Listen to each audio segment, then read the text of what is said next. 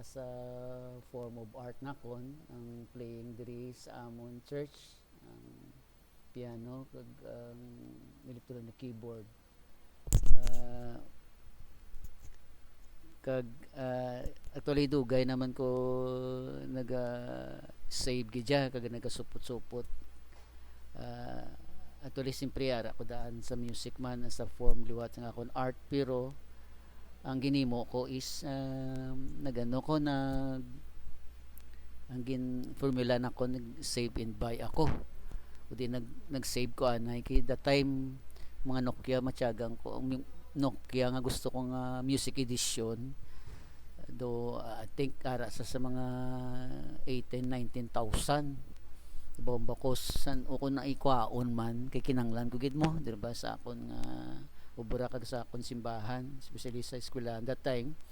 Aram mo ko sa ako ang sa music teacher, di kinanglan kong ang cellphone nga music edition agud maka-download ako.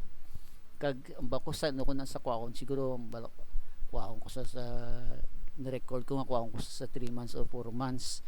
Anong nami nga natabo kundi ipagkakuha ko naka-get ko kwarta as sa 4 months ko nga supot-supot bako excited na ko kay kwaon ko na tong cellphone. Ti abi mo kun pilang na supot ko mga 26,000.